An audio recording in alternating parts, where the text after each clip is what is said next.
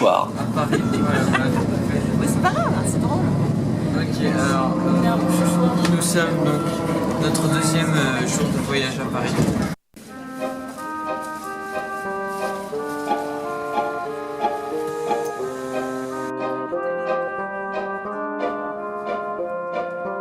Ouais, c'est un peu long. Et donc c'est un bâtiment bien fermé.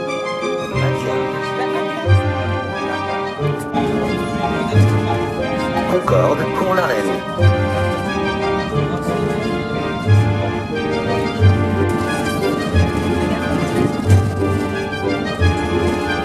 Et alors, bonjour à tous et à toutes. Aujourd'hui, nous voici à notre deuxième journée de voyage. Et nous nous apprêtons de bon matin à gravir les étages de monument historique et emblématique de Paris qui est la Tour Eiffel. Et ensuite nous ferons une petite traversée de la Seine en mode bateau-bouche et nous finirons à faire du shopping sur les Champs-Élysées.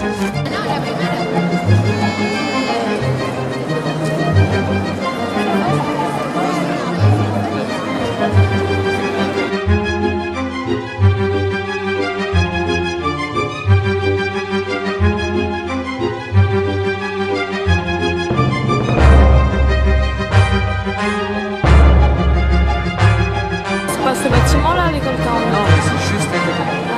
Donc l'école 42 est vraiment très proche de ce bâtiment énorme. Alors, donc, nous voilà sur la Tour Eiffel, au deuxième étage. C'est très haut et c'est d'ailleurs pour cela que notre prof a une sorte de tremblote. Ce n'est pas une prof, on l'a Alors dit. je ne suis pas prof, j'ai pas la trompe. Notre responsable de l'audiovisuel a très peur. C'est encore mieux. Madame Aude, Donc Madame Aude, mais elle a su vaincre sa peur grâce à la caméra woman.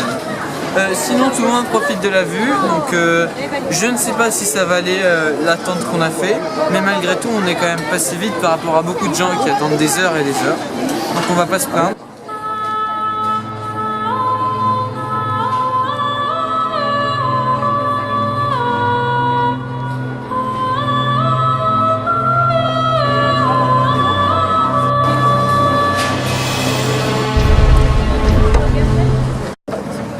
Non, demande pas.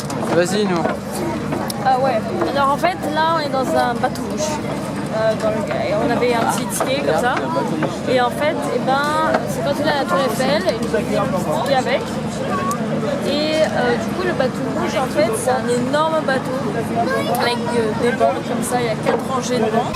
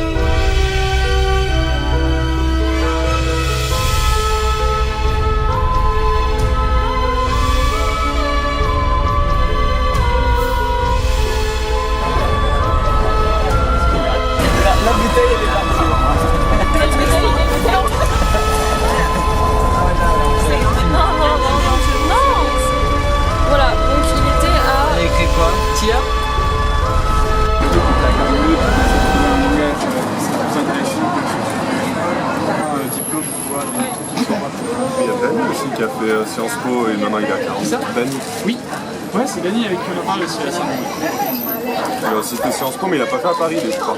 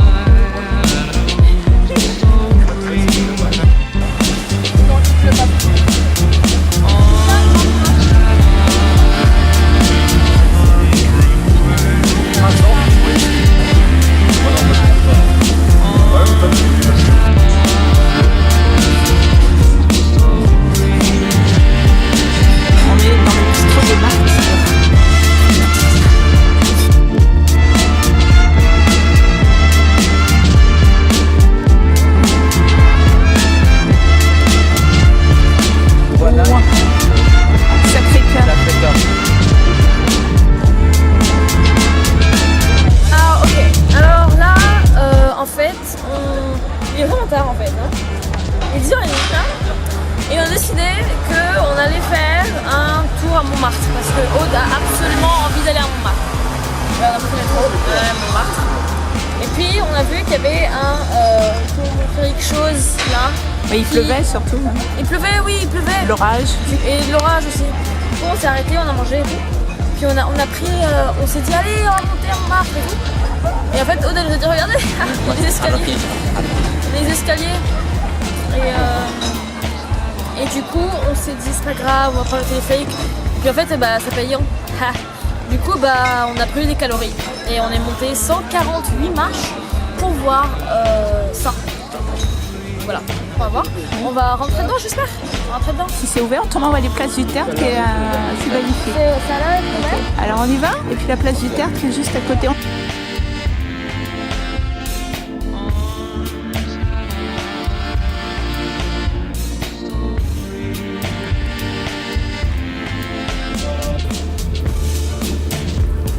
C'est quoi? Moi je vais fumer.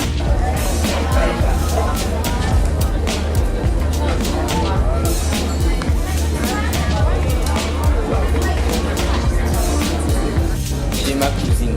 Tout le monde se filme, c'est bien. Quoi? Tout le monde filme tout le monde. C'est trop mignon, j'adore. C'est un vrai village.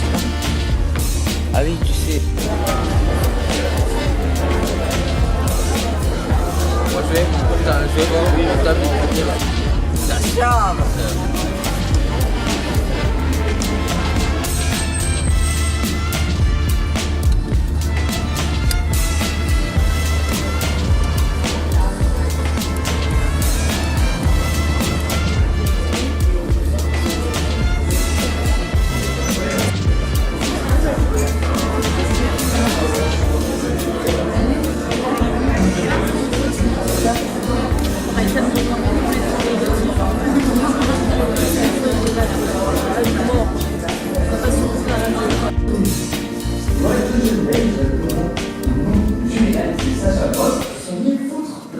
Alors peut-être au final une manière de rendre hommage à Total, ce groupe de R&B américain, période ultra sensible et émigrée. Voilà, il est agréable de voir deux filles renverser les rôles, parler des relations femmes-hommes, hommes-femmes avec autant de finesse, de lucidité, de tendresse, de fausse cruauté, de poésie, sur le fond de l'époque en totale symbiose sur scène. Voilà, la Belgique ne s'arrête pas.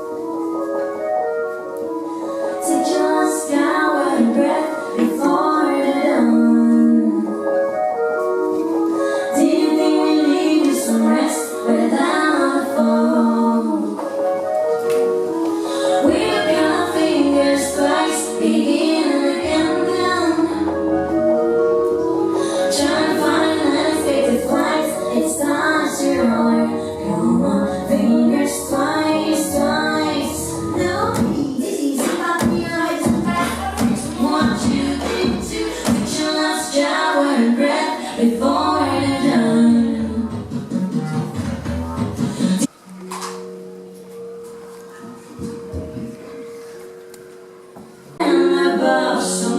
is gone. There's something is gone. I'm lying on my bed.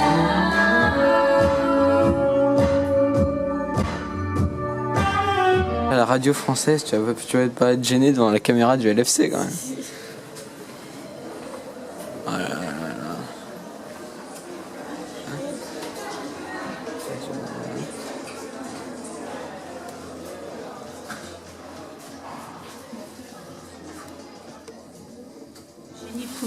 Eugénie.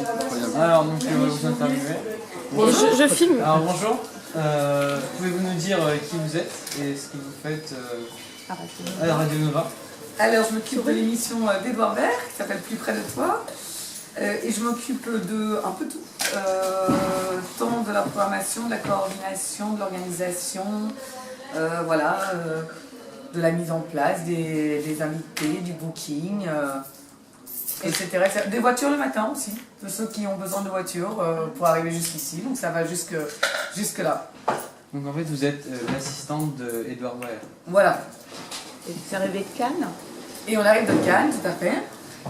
On a travaillé sur la cérémonie de clôture. On était il y a 10 jours aussi pour la cérémonie d'ouverture, puisqu'Edouard était le maître de cérémonie cette année, des cérémonies.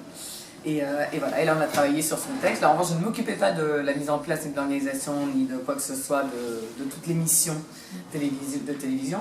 Je m'occupais juste d'aider Edouard à mettre en place, à écrire son texte. Son texte, enfin ses textes, mais surtout son texte d'ouverture, parce que quand on est maître de cérémonie, en réalité, on a une entrée, un peu comme il fait tous les matins à la radio à 7h, 2-3 minutes où il est tout seul sur scène à parler, et ensuite, après, c'est des petits mots. C'est des petits mots entre les différents intervenants qui viennent sur scène remettre des prix, tout ça. Voilà. Et c'était très bien. Et nous partons à Rome, dès demain. Nous avons une vie très intense. Nous allons faire une émission à la Villa Médicis, en pleine Villa Médicis. Donc c'est magnifique, on va être à la fois logés à la Villa Médicis, on va y faire l'émission, on va y rencontrer les pensionnaires qui sont actuellement très stressés parce qu'ils ont leur grande exposition la semaine prochaine. Je crois que c'est le moment où ils présentent tous leur travail. Donc voilà. Donc on doit travailler très rapidement là-dessus aujourd'hui pour bien définir qui on reçoit et voilà, et tout ça. Et on part de là. Et vous travaillez ici depuis combien de temps? Depuis qu'Edouard anime la matinale, donc depuis 2 ans maintenant, puisque moi je travaille avec Edouard dans la vie, donc c'est lui qui m'a amené à Radio Nova. Voilà, à partir du moment où il a accepté de faire cette émission de radio. Et qu'est-ce que vous aimez le plus ici dans votre travail? Me lever à 5h du matin. Non, sincèrement, c'est une grande fête. Ce que j'aime le plus, c'est le moment de l'émission. Parce que c'est quand même un réveil assez extraordinaire. Et puis sinon, on est une émission qui est entre journaliste et spectacle. Comme Edouard n'est pas un journaliste, je veux dire, voilà, à la base, ce n'est pas son métier. C'est un homme de théâtre, de lettres, etc. Mais aussi un homme qui s'intéresse à beaucoup de choses. Donc, de ce point de vue-là, il est un peu journaliste. Mais c'est quand même, c'est assez extraordinaire ce qu'on fait parce que c'est pas une émission rodée, avec des chroniques bien huilées, tous les matins, etc. Donc chaque jour, il y a quand même, on laisse on va dire 25% de l'émission, c'est de l'imprévu. Quand on met en place le conducteur, ce qu'on appelle le conducteur, donc qui est tout simplement le programme quotidien, je veux dire, on a évidemment des invités qui sont calés à des heures précises, mais après, moi je laisse toujours ce qu'on appelle un plateau, 1 ou 2 plateaux de libre, puisqu'en fonction des personnes qui sont là, en fonction des rencontres, ça peut d'un seul coup prendre voilà, toute une autre forme. Et puis on a Jack Souvent, Jack Souvent vient là. Jack Souvent qui est notre reporter qui est tous les matins en direct dans les rues de Paris. Salut, ça va? Comment tu vas, toi? Jack Souvent, c'est... Ça va bien, oui? T'arrives à suivre les mouvements de caméra? Non. C'est bien ça? Donc Jack, c'est très particulier parce que Jack, par exemple, c'est quelqu'un qui marche dans les rues tous les matins et qui rencontre des gens. Donc c'est pas voilà, il n'y a rien de prévu. Donc ça peut prendre 10 minutes certaines fois. C'est que de l'imprévu. En fonction des gens, donc, ça fait partie de la part de l'imprévu aussi. J'aimerais bien aller au Caire, me balader dans les rues du Caire. Ah oui, Jack aime beaucoup se balader sur les routes du globe. Ça me plairait les rues du Caire. Moi, je veux bien une petite invitation pour aller faire un petit stage de radio au lycée français. On n'est pas contre. Hein. C'est vrai? Oui, c'est mon travail. C'est vrai?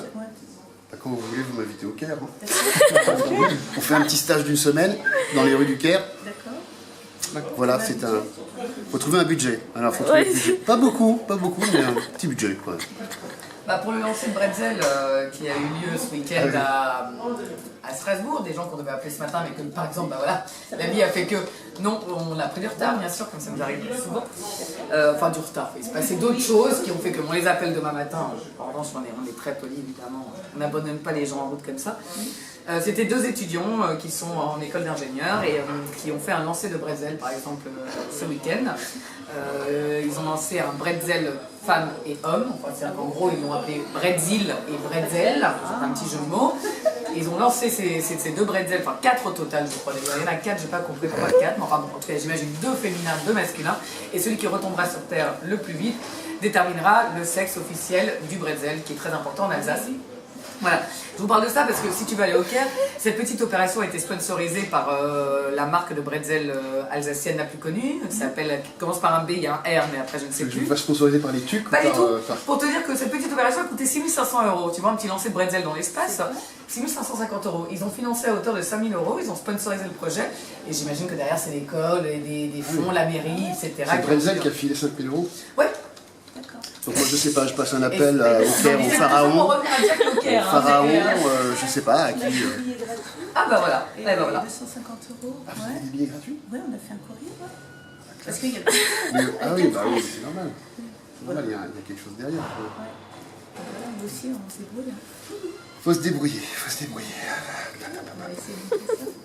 C'est pas le plus cher les billets pour aller au Caire. Voilà. 400 €. Plus cher, moi, c'est pas le plus cher. Enfin, de tickets, alors je sais pas. Donc... Est-ce que vous voulez qu'on aille voir Ivo, voir si on arrive à le choper une petite minute? Une minute, parce que si vous avez... Oui, parce qu'après on va devoir enchaîner sur... On y va, il faut que tu filmes en direct, il faut que tu suives le mouvement. D'accord. Alors allez, suivez le mouvement. Voilà.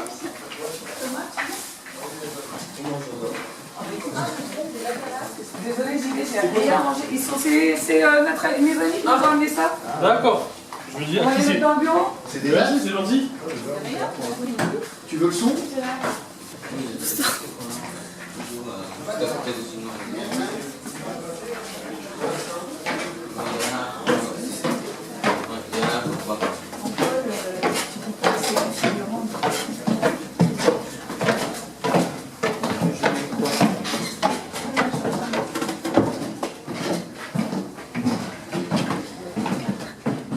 Tout d'abord, pouvez-vous nous dire qui vous êtes et qu'est-ce que vous faites au sein de Radio Nova? Je vous le dis à vous, je voulais que je le dise à la caméra.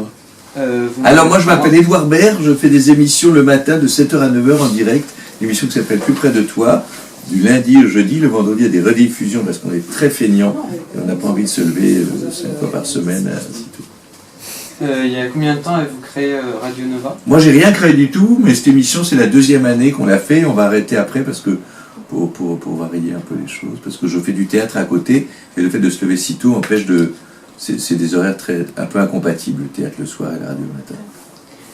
Vous avez aussi fait d'autres métiers, comme par exemple acteur? En même temps, en fait, moi je fais des choses en même temps, mais c'est pas une émission de journaliste, c'est une émission un peu comme un spectacle du matin en fait.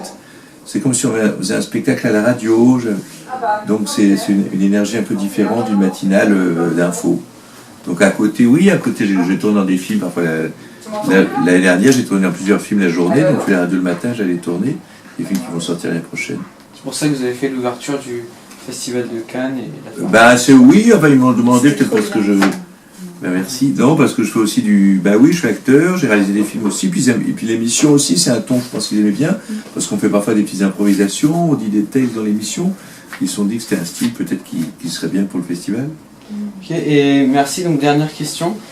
Qu'est-ce qui vous plaît le plus? Qu'est-ce qui vous correspond dans le métier de chroniqueur? Eh ben, moi, ce que j'aime bien dans la radio tous les jours, c'est d'avoir vraiment prise sur l'époque. C'est que souvent, quand on fait du cinéma, entre le moment où on a le projet et le moment où le film sort, ça dure 1 an et demi, 2 ans. Donc, on n'est pas au présent.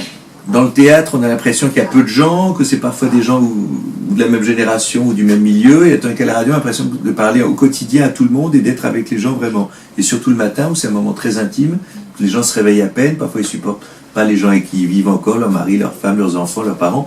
Et il y a la voix de la radio, et c'est un peu magique ce qui se passe le matin, comme les émissions aussi de nuit pour les insomniaques. Donc ça, je trouve ça vachement touchant. Merci beaucoup Edouard Baer et merci, merci de nous avoir... et bon retour au Caire.